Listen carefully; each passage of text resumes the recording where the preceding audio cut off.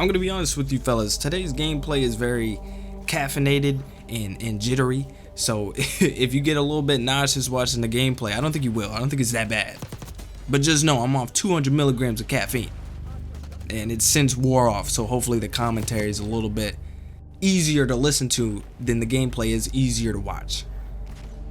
Today's topic is something that I personally love the idea of because I've been playing COD for 10.5 years, and I've also been interested in psychology since graduating high school. So to merge these two things together it's a bit of a treat. I told myself I was gonna do 7 commentaries in 7 days, and I did it. When we talk about the psychology of a Call of Duty player, one of the main things I want to focus on is gonna be the nucleus for this commentary. Everything else sprouts out from this one thing, and that is nostalgia. I think without nostalgia, Call of Duty doesn't exist. I think it falls off way sooner than people would like to admit.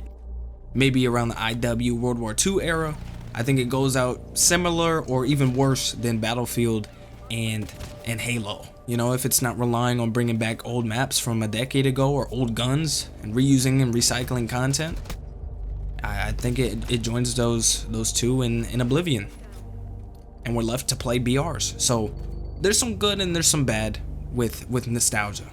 My first commentary that I made was talking about how nostalgia is ruining Call of Duty. And one thing I realized about yapping in front of a microphone very often is you end up contradicting and walking back on statements that you probably shouldn't have made because you didn't think them through all the way. So if I end up doing that, I'll let you know. But as far as I know, I still stand on what I said. Nostalgia is hindering Call of Duty's growth. And when you look in the psychology of a Call of Duty enjoyer, hater, or player, you're gonna see our attachment to nostalgia. You know, when I make that claim earlier that Call of Duty would go bankrupt years ago if it wasn't for the good old days, if it wasn't for our attachment to the good old days, I say that because if you were to take away Black Ops 2, Modern Warfare 2, and MW3, BO3, if you take away those games from the franchise and replace it with mid, like I don't know, Modern Warfare 2, not 2009 of course, the recent one, and like a Vanguard, you even throw in some shit in there like a Vanguard, oh man, I mean, it would have been like X-Defiant. It would have been like, oh yeah, I remember that. Yeah, that was cool for like 2 months. and then it's gone. So the fact that they're able to thrive today with a BO6, which is definitely a higher bar than the last couple Call of Duties, it shows a potential for a huge amount of growth. And when thinking about how they do that and how we respond to that as the Call of Duty community, I started to think about how we actually approach change in this game.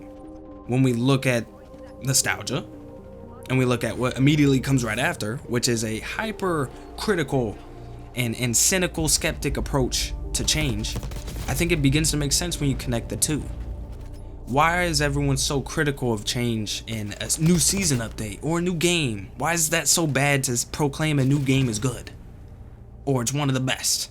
It's because we've been hurt so many times, and we keep holding up each game to the light that was the golden age of COD, that 4-year stretch of just bliss, gaming, after school, early release date, winter snow day, you just sleep in and then play in an Xbox group chat. Those were the days, right?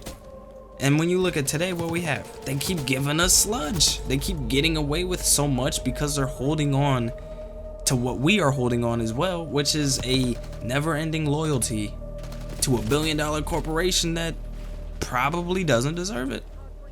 You know, they gave us some great games 10 years ago. Since then, it's just been solid to mid to absolute dog shit like Vanguard. I don't think they deserve our undeniable loyalty like we've given. What is undeniable loyalty? It's buying the game every year. It's talking about it whether positively or negatively. The true opposite of love is indifference, not hate. So if you're leaving hate comments or making hate videos, it's like you're a cousin, you're a relative to someone who loves the game. Very, very close. The true opposite of love would be, you know, you just don't buy it, play it, or talk about it, or think about it. Like a Battlefield or a Halo. I don't hate those games, I just don't play them. And that's the true nightmare doomsday scenario of Call of Duty, is if everybody just stopped playing it, not talking about it, not getting mad when they take away our double XP or give us bad maps in season 1. That's not enough for us to really give them the gut punch that they need to wake up and make something good. It's I don't know if it's a collective boycott or just an individual one. They see the player base go down, they have less wiggle room to give us sludge because they're no longer reliant on a consistent payment from our wallet every year. The consistent payment that's predicated on, hey, you gave us great games in the past, we think you can do it again today. But can they? BO6 is very solid. But even I am still anticipating something that gives me that feeling of BO2, of BO3. I don't know if that's fair to the developers or if it's even fair to myself, but it exists. And when I noticed it exists, I started to think, what's the psychology of a Call of Duty player? Am I blowing this out of proportion? Am I giving uneducated analysis, psychoanalysis without a degree? Yes, of course. It's YouTube, I can do whatever. It's my 7th day doing commentaries. I'm pretty much in a flow state perpetually. Talking about psychology and COD, sign me up. I think we suffer from Stockholm Syndrome. This billion-dollar corporation has us at its mercy. We have every reason why we should not be loyal to them after the last couple years, but we still are. We still give them $70 to $80 a year. Or if you have the Game Pass, however much it ends up, you end up playing and paying for it. And they do all this with giving us bad maps, with not listening to us when we want our double XP tokens back. Like little things, they can afford to get away with it, because why? We're still gonna continue to spawn in. This Stockholm Syndrome breaks when a person wakes up from their hypnosis.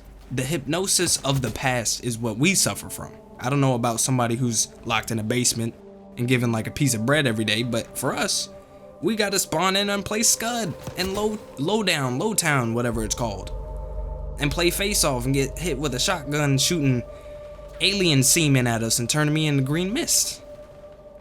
That's what we get to deal with. So I'd probably rather have the piece of bread. I'm just kidding. I like this game. I do want to see changes though. And not only in the developers, changes in myself. That I can not hold Treyarch in this godlike light anymore. They're developers. They gave me some good games in the past, but whether or not they can do it today, I should be okay with the result. It shouldn't affect me that deeply to where I have a bad day or a bad year because they release a bad game. The psychology of a COD player is dependent on nostalgia, highly critical and skeptical to change because of the fact that they've given us so many empty promises. We have trust issues. And I think the only way to fix that is to acknowledge it first. Hence what I did here.